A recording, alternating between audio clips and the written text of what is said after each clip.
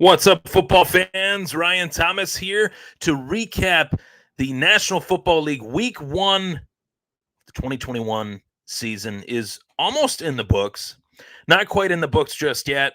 We had a Sunday night football game last night, of course, and tonight we have a Monday night football game between the Baltimore Ravens and the Las Vegas Raiders. I'll be sure to tune into that, provide you a separate recap for that game. But for this episode of the Thomas Take Sports Podcast, thank you so much for tuning into the show.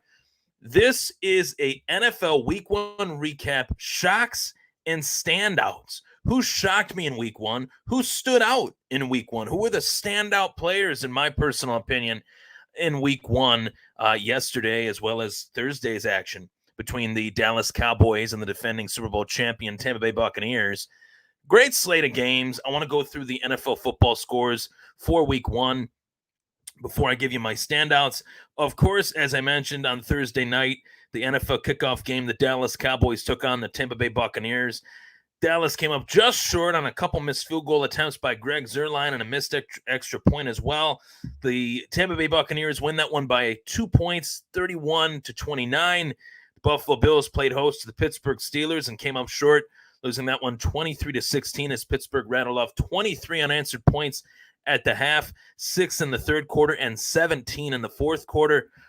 The Philadelphia Eagles traveled to Atlanta, in that beautiful stadium that the Atlanta Falcons have, and stomped the Atlanta Falcons 32-6. Jalen Hurts and Devonta Smith were a really solid connection. Jalen Hurts had a fantastic day at the office, 27-35, 264 yards, and 3 passing touchdowns. Moving on to the Cincinnati Bengals and the Minnesota Vikings.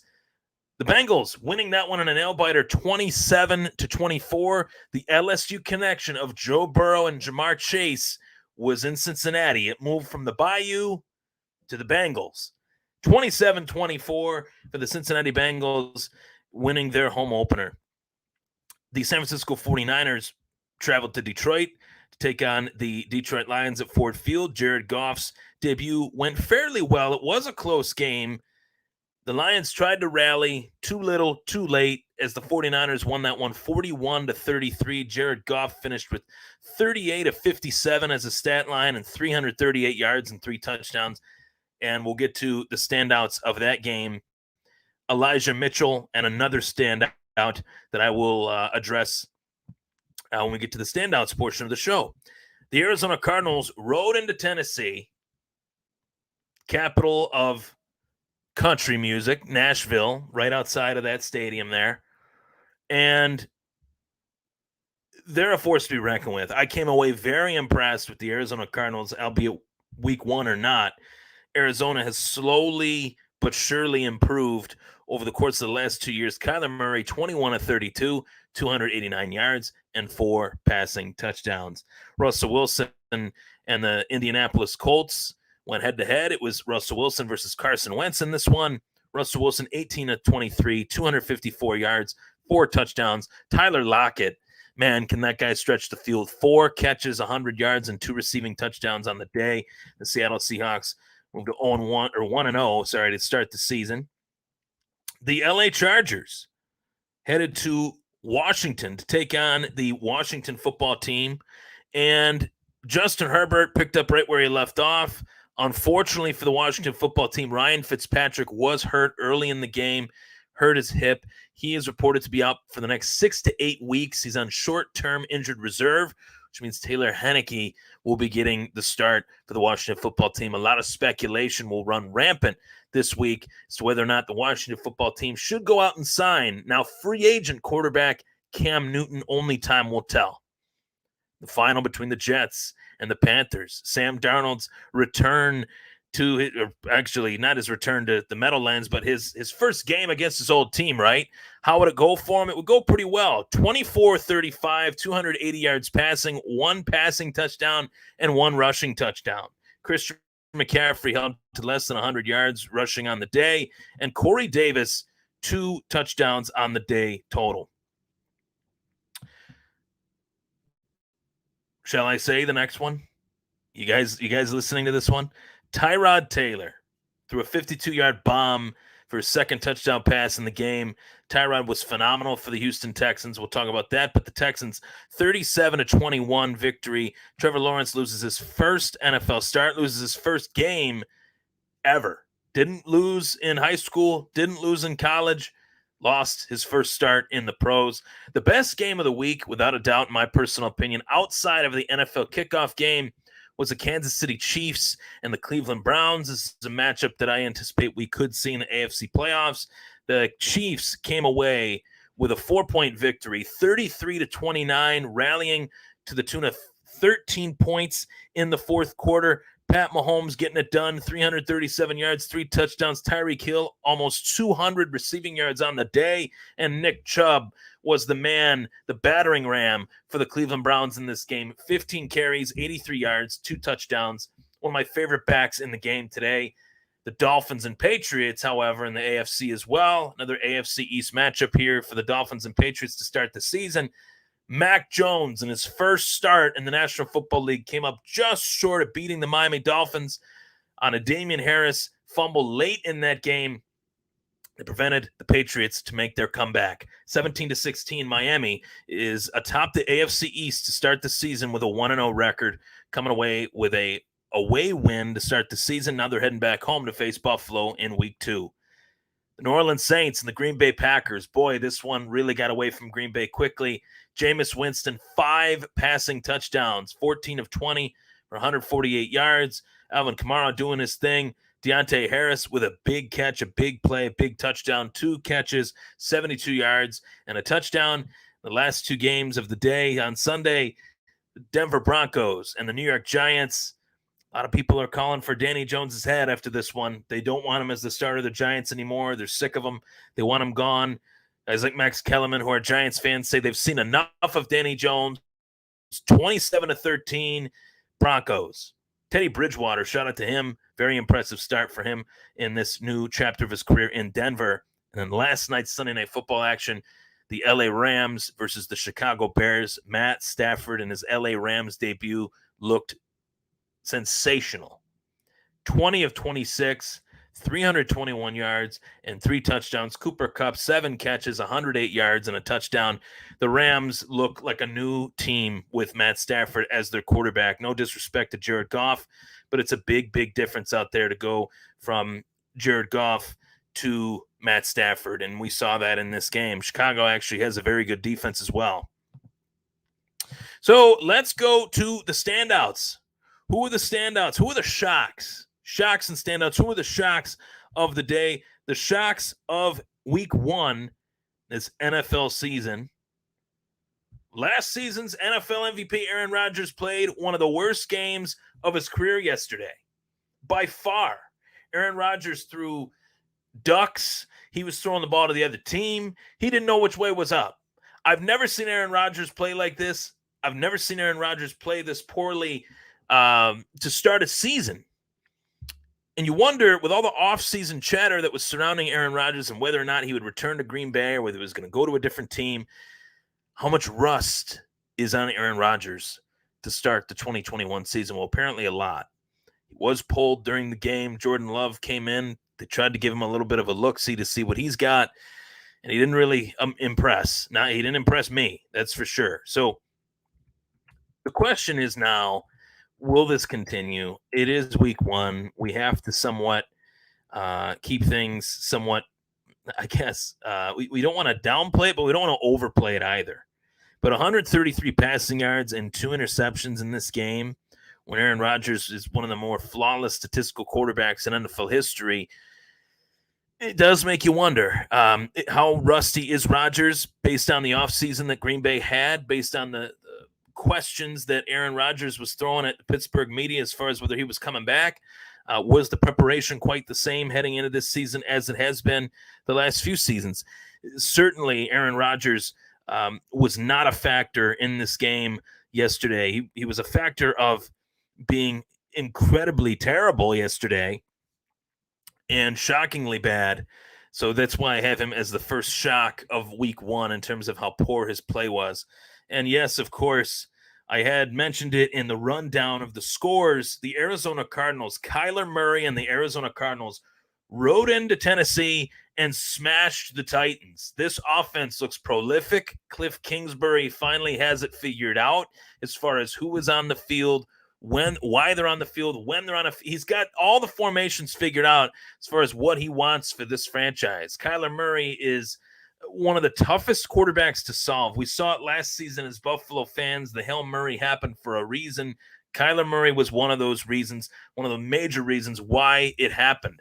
Kyler Murray is arguably, in my opinion, the toughest quarterback to bring down, the toughest quarterback to cut off in the pocket. He can extend plays better than anybody. The quickest feed I've seen on a quarterback since Michael Vick, and I like what I've seen from the Arizona Cardinals in terms of what they've built around him.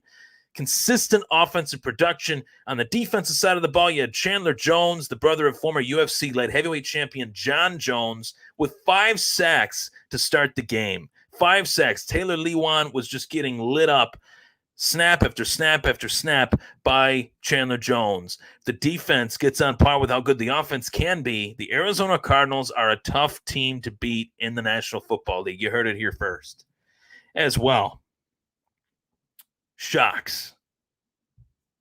Steelers bluster through Buffalo. I hate to say it. I hate to put this down as a shock, but I don't know about you guys yesterday. I was just as shocked as anyone that the Pittsburgh Steelers were able to rampage through Buffalo in the second half of that game yesterday en route to 23 unanswered points. Buffalo's offense looked anemic. They didn't look prepared. They looked shell-shocked the entire day. And the Steelers, for them being a good team, not a great team, they were fully prepared for that game yesterday. Mike Tomlin, credit to him. Credit is given when it is deserved. It was most definitely deserved after yesterday's coaching performance by Mike Tomlin, rookie offensive coordinator Matt Canada, and yes, Steelers defensive coordinator Keith Butler. The Steelers bluster through Buffalo with a quality win on the road in Orchard Park, New York. Which brings me to the standouts. Who stood out in Week 1's NFL action from Thursday to Sunday's action? We'll start off with the Thursday night football game, and this is a player that there were a lot of question marks as to how would this man come back from one of the worst injuries that we have ever seen in the NFL. Dak Prescott, Dak Prescott's return was over 400 passing yards. 403 passing yards, touchdowns, accuracy. Dak Prescott looked arguably better than ever against the NFL's toughest defense, the NFL's defense that stopped Pat Mahomes in the Super Bowl last year in Tampa Bay. Tampa Bay's defense was flying all over the field. Didn't matter. Dak Prescott was looking to find the throwing lane, and finding that throwing lane is just what he did to the route of 403 yards. You got a lot of weapons on that Dallas side of the football with CeeDee Lamb, with Michael Gallup, with Amari Cooper. Ezekiel Elliott was forgotten. They didn't even have to give him the ball because Dak was on such fire that they just rode the passing game the whole way through. That was a game that Dallas left out on that field in Tampa Bay. They should have won that game. They didn't. They came up short. Erase it out of their minds and move forward. And Saints quarterback Jameis Winston turned back the clock with 5 touchdown passes in his first start this season with the New Orleans Saints. And he started some games last year with Breeze having injuries and stuff like that. We know that. We know that he was a starter in the before-mentioned Tampa Bay Buccaneers organization. He didn't work out as a former first overall draft choice. Backing up Drew Brees, I'm sure he learned a thing or two. The LASIK eye surgery that I guess he really needed has really helped him see the field, because there were 5 touchdowns, some of them on short field position. Regardless, 5 touchdowns on some beautiful passes. Jameis Winston looks like he has found a second win in his career. His career has found new life in New Orleans. Congrats to him. I thought that he was done. I'd be the first to admit it. I thought that he was done. Stick a fork in him. He's not the same guy that he was. Proved me wrong yesterday against the Green Bay Packers, and Green Bay kind of shot themselves in the foot with bad turnovers, bad field position, giving field position back to the Saints. But Jameis Winston was a stud yesterday. And I know that there are a lot of fantasy football people that tune into this show. If Jameis Winston's still out there in your free agency, in your fantasy football league, I think you got to kick the tires on going out in there and getting him. So with all that, the scores, the standouts, the shocks, you have to have just one feel-good story of the week. Who was the one feel-good story of the week? Something that we didn't anticipate, something that we got as a fan, as an audience, and we're happy about it. Feel good. Makes you feel good to see this particular player do well given the circumstances that he was thrown into. The feel-good story of the week, of course, is Tyrod Taylor's first start in Houston. Tyrod Taylor's Texans debut was a memorable one. Tyrod Taylor bouncing around from Baltimore to Buffalo to Cleveland to the LA Chargers, now the Houston Texans, and given the circumstances of Desean Watson elevated to the QB1 role for the Houston Texans, Tyrod Taylor yesterday was arguably better than he's ever been. 291 passing yards and 2 touchdowns. That is not a statistic I ever thought I would say about Tyrod Taylor, but Tyrod was ready to play. He was itching to play. Everything that went down for him in Buffalo, everything that went down for him in Cleveland, everything that went down for him with the Chargers, being replaced by Allen, Mayfield, and Herbert. He now finally gets a shot under unprecedented circumstances to this magnitude. Desean Watson, I have doubts that he will play at all this year based on the countless amount of accusations that are being thrown towards him for things that are not good, safe to say. So I feel like Tyrod's going to be their guy. If you're new Texans head coach David Culley, you put veterans around Tyrod Taylor, and he did pretty well yesterday. Tyrod Taylor targeting Danny Amendola, who was a new signing for the Houston Texans as recently as last week. He was fantastic for Houston. Brandon Cooks looked great. David Johnson, Mark Ingram got 26 carries. Yeah, you're putting a hodgepodge of veterans on this offense, hoping that it'll work, and it worked good enough to beat the Jacksonville Jaguars, albeit the Jacksonville Jaguars are the worst team last year in the National Football League. They could very well be the worst team in the National Football League this year, but nonetheless, for Tyrod to have that great of a debut, I'm happy for him. I wish him well. I want him to do well. I want him to succeed. He deserves it. He's a great guy. Just wasn't meant to be here for him in Buffalo for too much longer. And he was one of the key reasons as to why we broke that playoff drought a few years back in 2017. So I always want to wish him well. His next stop, when he went to Cleveland, I wished him well. Chargers, I wished him well. Wishing him well right here, right now, as he made his first start for the Houston Texans, and he looked pretty damn good doing it. So there you have it. That is my recap episode of the Thomas Take Sports Podcast, recapping week 1, all the NFL action from week 1. Be sure to hop on and recap the Monday Night Football game probably sometime this week.